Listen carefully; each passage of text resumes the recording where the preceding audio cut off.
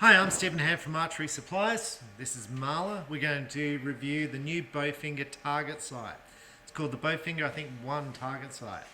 It's new, just came in. So this is top end. So the most expensive or close to the most expensive target sight on the market.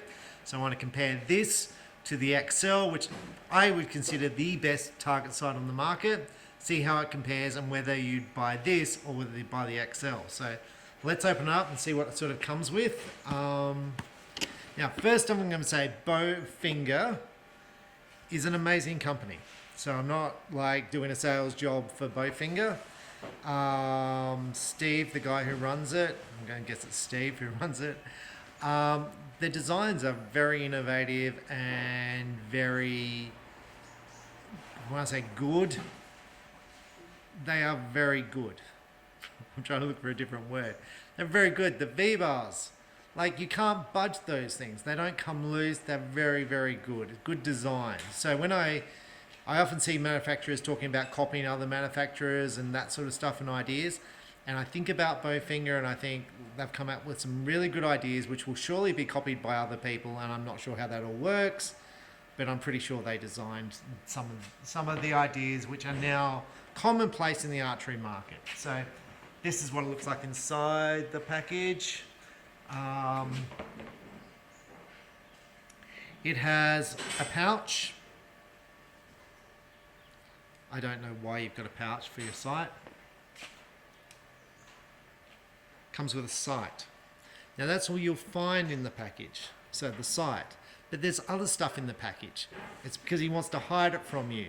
So if you're an archer and go, geez, my stuff didn't come with the other thing, it's because you were never very good at hide and seek. So you're going to have to try and find it, the other stuff that you need in this sight. Because that's what the case looks like. So you see there's nothing else in the case. But what they decided to do, Bowfinger, they said archers are very smart and they will be able to find where the other stuff is. Well, I challenge you that's probably not the case, because I get phone calls every day of people not being able to find stuff. You lift up the top, there is nothing underneath. You lift up the bottom, and that's what's underneath. So if you manage to find it, you'll find a Bowfinger sticker, Bowfinger instruction thing, the screws you need to mount the thing, and these are all the little tapes. This is for adjusting the speed of your bow. So you've got a sight tape for every distance you shoot, for every speed bow you shoot. So if you increase, like let's say you shoot different arrows, you fit one of these and it'll be right for your bow. You obviously have to fit them and work out which one you need for the given arrows you're shooting, but it's all in there. Now other bow companies have similar ideas, and I'm not going to say who came out with that idea first, but those ideas are shared by Axcel, CBE, Black Gold, and probably Shorelock. Like it's an idea which has been out there, right? So this is the sight here, and you're going to say, oh, look, it looks like a normal sight, and it doesn't have a carbon bar, right? So you're probably thinking, well, why is this sight special? There's nothing plastic in it. The other sights like this have plastic things in it. This is all metal, right? So you don't have the wear factor of plastic. And I'm not saying plastic's a bad thing, because it's clearly not. It's just this is all metal. So he's engineered stuff. And with all my products, things come loose. It would be nice if this had a ball bearing like the Axcel, so it doesn't come loose when this is loose here, because otherwise you have to sell it off as a second-hand product when you drop it on camera. But no product was damaged when it got dropped. So that's the system.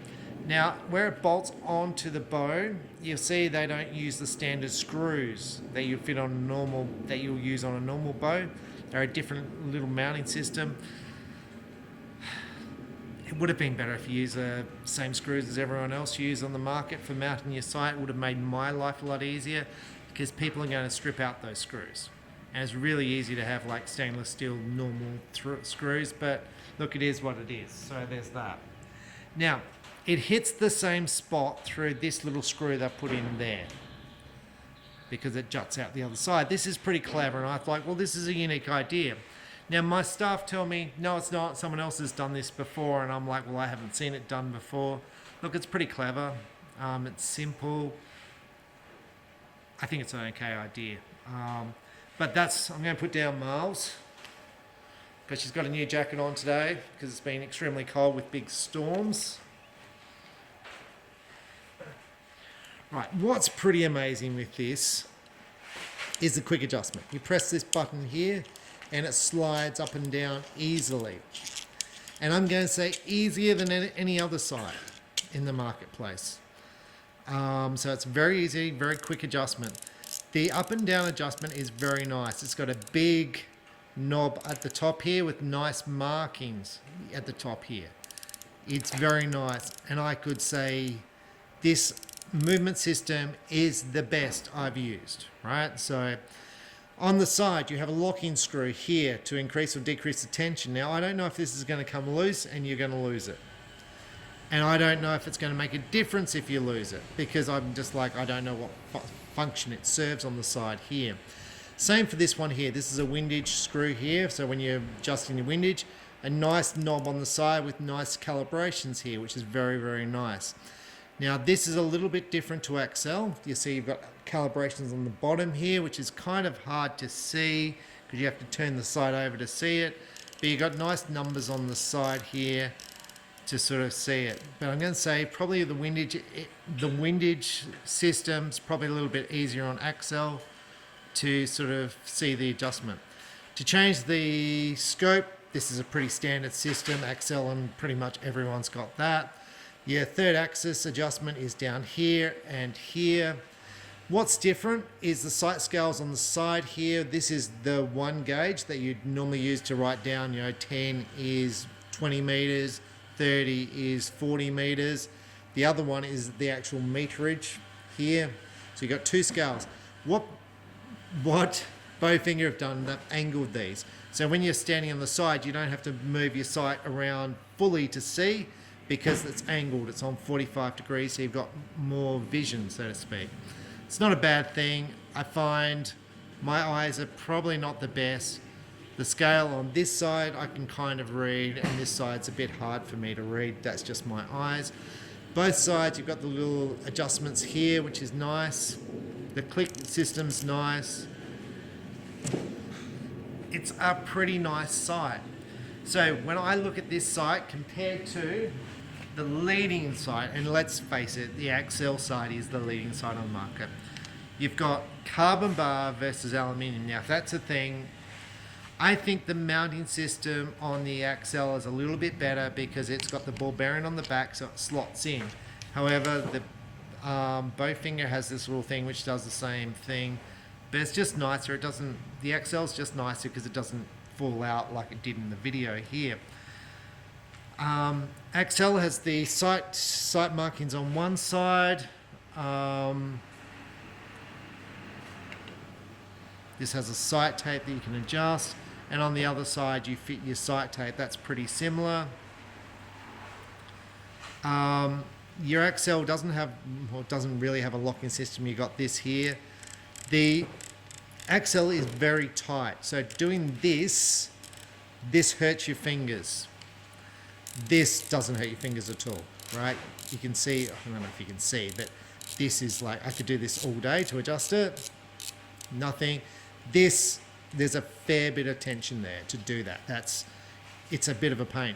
To move it up and down, there's a lot more tension on the Axcel than on the Bowfinger. Now, the Axcel sight, as far as when it's not locked down, because there's no locking system on the Axcel, is pretty secure. It doesn't really move. The Bowfinger, I don't think moves either. It's pretty equivalent, I think. The way they move, the Axcel has got 2 little tracks on the front. The Bowfinger's got 2 tracks on either edge, so it's clamped on. to the side, so it's like clamped in, where the Axcel kind of locks into the front and then locks into the back, if that makes sense. So it's locking on the back thread. So all up, I'm going to say left and right windage I find easier to see on the Axcel, but the movement on the windage, like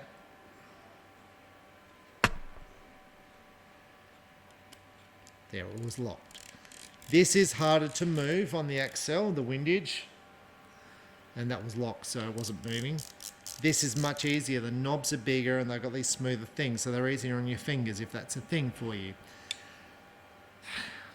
I think Bowfinger has made a nice sight. I really do. I think this is a nice sight. I'm going to say the Axcel is going to remain the number one sight on the market for several reasons.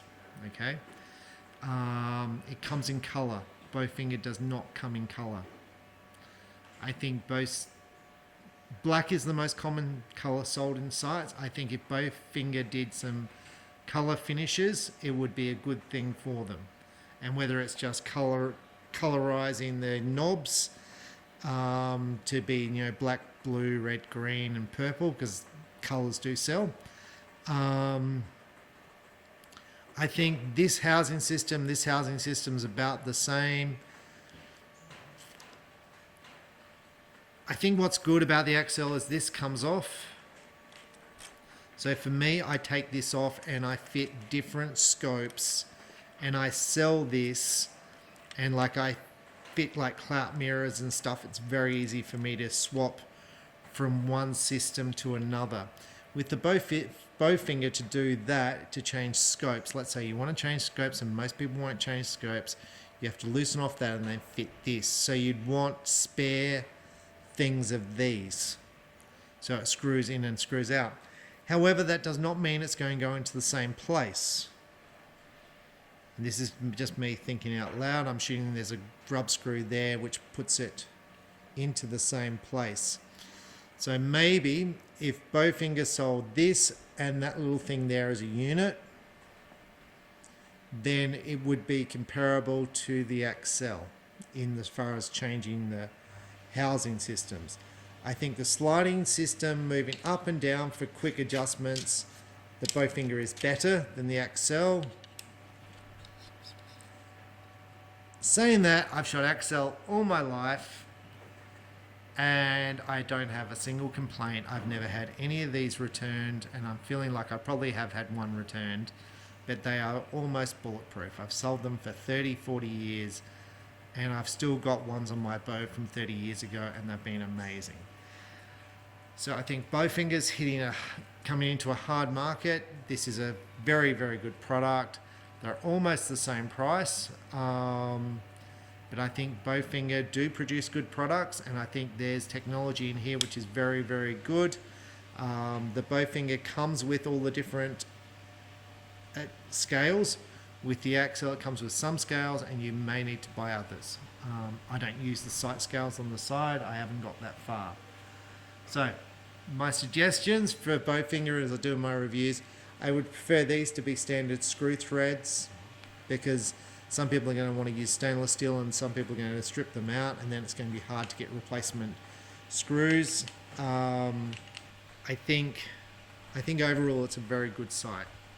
I would have no issues recommending the Bowfinger sight as a bow sight that is a very good sight. My question is it better than the Axcel?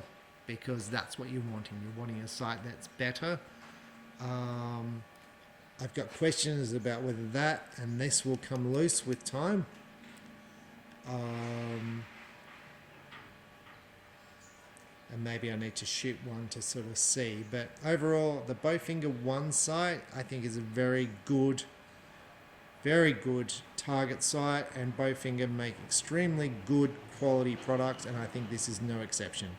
Lots of thought obviously went into it. A lot of new ideas went into this, and I think it's very, very good. I'm Stephen Hand from Archery Supplies. Thanks for watching.